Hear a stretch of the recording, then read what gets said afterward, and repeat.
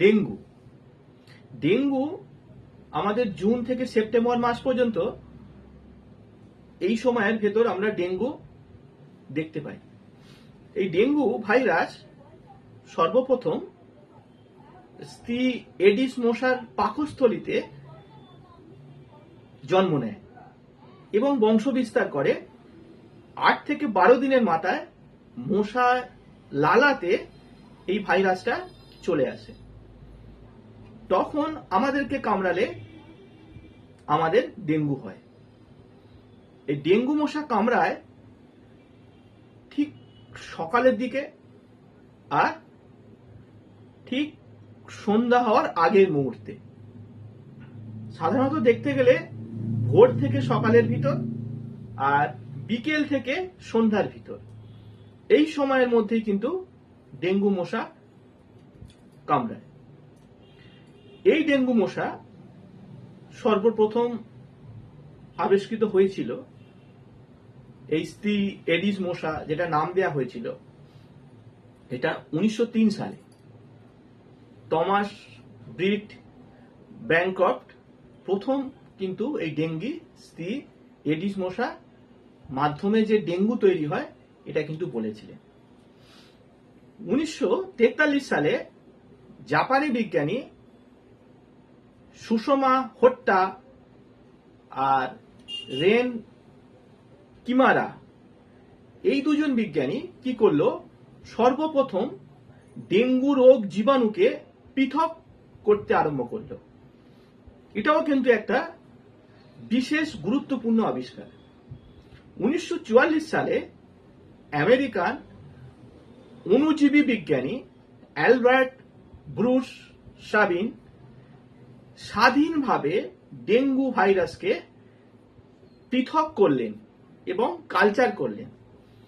Dengue ভাইরাসের RNA ভাইরাসকে এমন ভাবে ভাগলেন যে 4টে ভাগে ভাগ করলেন, ডেন 1, ডেন 2, ডেন 3, ডেন 4। এই গেল ডেঙ্গু আবিষ্কারের চিত্র। এবার ডেঙ্গু হলে আমাদের কি করতে হবে? ডেঙ্গু হলে কি করতে হবে? আমাদের প্লেটলেট কাউন্ট আর পিসিবি, এই দুটো টেস্ট করতে হবে। সাধারণত প্লেটলেট কাউন্ট আমাদের থাকে 1.5 থেকে 4 লাখ। যদি প্লেটলেট কাউন্ট দেখা যায় যে 50,000, 60,000 হয়ে গেছে, তাহলে আমাদের কিন্তু বাড়িতে আর ডেঙ্গু পেশেন্টকে রাখা যাবে না, তাকে হসপিটালে ভর্তি করতে হবে। কেন? ওই প্লেটলেট দেওয়ার জন্য। বাড়িতে রাখলে খিঁচুনি আসবে, শ্বাসকষ্ট আসবে, তাহলে কিন্তু খুব রিস্ক হয়ে যাবে, গোটা শরীর কালসিটে হয়ে যাবে, নানা রকম সমস্যা আসবে। এই ডেঙ্গু ভয় পাওয়ার মতো কিছু নয়।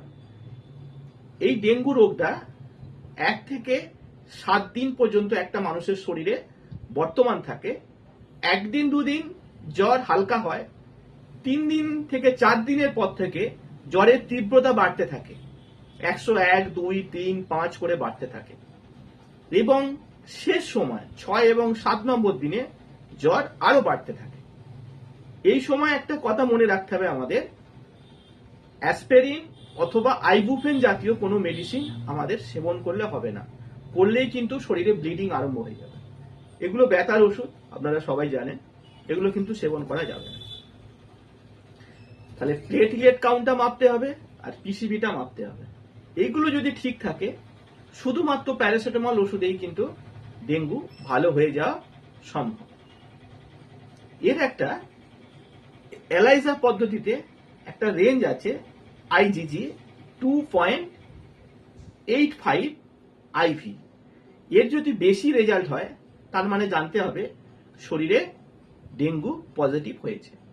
আর যদি আইজিএম পজিটিভ হয়, জানতে হবে এর আগে ডেঙ্গু হয়েছিল। এই হলো আইজিজি, আইজিএম।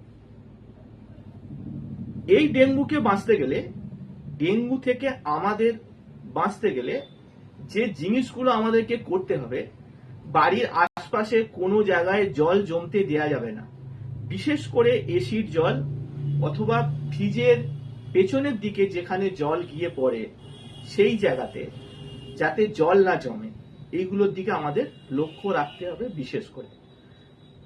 এই জিনিসগুলো যদি আমরা মানি তাহলে কিন্তু ডেঙ্গু আমাদের না হওয়ার সম্ভাবনাই বেশি। নমস্কার।